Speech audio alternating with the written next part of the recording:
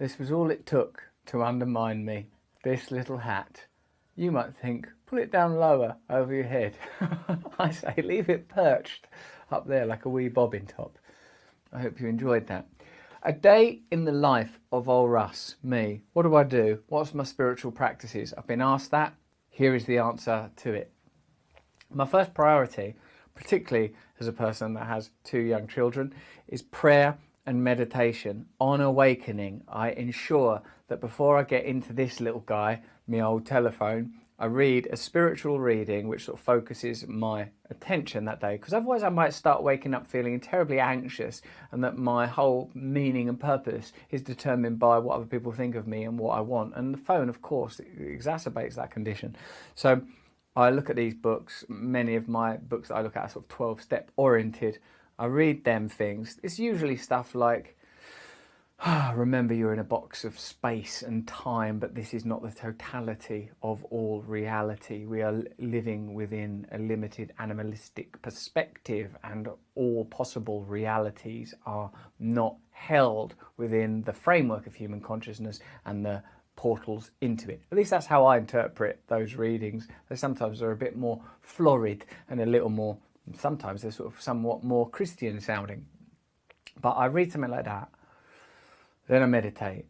I learned Transcendental meditation via the David Lynch Foundation. It's an excellent tool for meditation. And it's a type of mantra meditation, which means you repeat a word, you return to a word. You don't get all baffled that you continue to think and stuff, because that's a part of the meditative process and experience. Someone said to me once, if you stop thinking, it means you've died. But in transcendental meditation, there are moments of what they would, of course, describe as transcendence, where you are free from the narrativizing mind. You become aware of a kind of vibrant nothingness that is transcendent of your identity. Although, let me be honest, even after many years of doing this practice, there are still times when I think you're just sitting with your eyes closed thinking. You don't judge it and evaluate it, for that simply compounds the problem. You return to the mantra. This I do for 20 minutes. After that, I recite a series of mental prayers so that I don't end up praying for sort of selfish things. Then I move into gratitude. Then I move into, I think about the day ahead and the situations and relationships I'm likely to encounter, and I think about how I want to behave in those situations, with a focus on very basic spiritual ideas such as compassion, kindness, and awareness. Awareness is the key. Create a state of awareness for the upcoming day, and notice over the course of it how many times you go unconscious when you are agitated, aggravated, irritable, frustrated, aroused, either sexually or otherwise, into a sort of state of excitation or desire.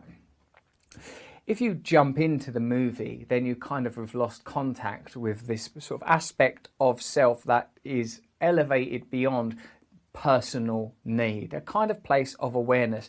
If you look at it sort of, I would say, I don't know, from a somewhat Buddhist perspective, i.e. there's not a sort of pantheon or monolithic Godhead figure anywhere in the philosophy, just a relationship with the present, remaining absolutely present, not mediating each moment through your personal dislikes and likes, not continually curating your reality according to transient and transitory desires. If you just stay in the present, notice how easy it is to be pulled out of it by, oh, I wonder what that person meant by that. Oh, I wonder if that kind of stuff. I ensure that each day contains, at foremost and primarily at the beginning of the day, time set apart. It can be difficult, as I say, because I'm a member of a family and I, like any of us, have certain obligations. But in our family, it's part of the way that the ecology of our family runs is that I am allowed to have that time. I think it's because of the awareness that I'm a person in recovery, and that if I don't get my head straight, that can be kind of a bit difficult to live with. I hope that doesn't come across as petulant, but that once you enter into recovery, awareness, awakening, there has to be some regard for the inner life, for the psychic landscape. If not, it affects negatively my ability to work and my ability to be present and useful in my relationships with my family and my friends. Each day I try to do some exercise. As you know, I'm somewhat fortunate in that I can exercise. I can do Brazilian Jiu-Jitsu, for example, because I can afford it. and I can do sort of like other exercise things on Zoom or on other medium to, like for fitness, because I feel like embodiment is vital and important. And like yoga, for example, is obviously about extending your awareness to every part of your body so that you function in an aware manner. I heard recently that the answer is awareness, awareness, awareness, awareness. Remain aware, become aware, pursue practices that enhance your awareness, whether it's a martial art, if you're in a position where you can do it. I know that there are socially distanced martial arts courses happening now, or some other kind of exercise, but something that brings you into yourself, that doesn't distract you from yourself. A lot of my time, I've got dogs and I've got kids, you know, not necessarily in that order, but there's requirements on my time. I've got, like, that dog needs walking, he needs attention, he needs feeding. I've got children that I have to stay present with, and obviously there are pretty practical, functional things around getting them to school, getting them fed, all that kind of stuff. But those things are a privilege to me, coming as I do from a background where there was not that kind of structure. Any person that's been through addiction recognizes that there's only structure is provided by the requirement to serve the addiction.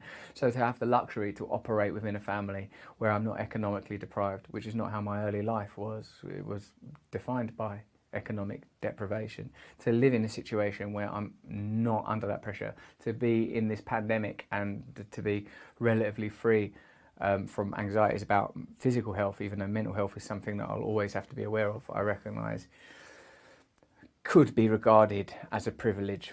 Although in my ideology, all of us would live with individual freedom, and the fact that so many people don't does not mean that those that have that facility are privileged, but those without it are living in a kind of tyranny that ought be ended.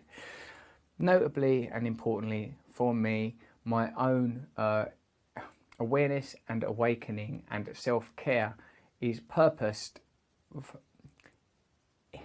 in directed service. What I mean to say is that every day I have to ensure that I do things for other people. I'm in a 12-step program, so part of it is being available for other people. I'm lucky that I've been in recovery for a long time, so I know a lot of people in recovery, and they are the people that I sort of prioritise, not including my family, of course, because I know how to help people that are recovering from addiction. I know how to be of service in that situation. I try to participate in groups, whether online or physically and socially distanced, also as frequently as I can. Likely this will be 2 or 3 times a week in a sort of post or COVID world, or, you know, during a COVID world. So that's what my life consists of. Familial obligation, professional obligation, like, you know, doing this stuff and providing content and other areas of my life, which is often built around writing. When it comes to writing, I create a little bit of time, a window of time when I'll be left alone without a phone, with and try, as John Cleese says, to invite a spirit of play into it. John Cleese is amazing on creativity, and the results speak for themselves, I would say. So, like, yeah. That's how I approach creativity. I need things to be sort of quite scheduled and quite structured, because I'm a person that I need structure and schedules in order to be free within them. I need discipline, spiritual discipline in particular, to remain stable, because my tendency has always been towards chaos. Maybe not always, but, you know, certainly as a drug addict. So that is the way I live my life. Prayer, meditation, duty, obligation, service to others, and self-care, both through sort of meditation and prayer, but also through sort of exercise. I don't really socialise very much, but who does these days? Like a lot of men, I find it hard to prioritise friendships, and were it not for the kind of relationships I have in 12-step programs, I think that I'd be a lot more isolated. But those programs sort of prohibit isolation, because they recognise that connection is a necessary requirement for those of us in recovery. And I recognise that this is something that's going to be required for more and more people, as the model of addiction is utilised to help us understand our relationship with technology, our relationship with work, our relationship with one another. By addiction, I mean unconscious attachment to behaviours, patterns, habits that are detrimental, and even though we would like to change them, we are unable to.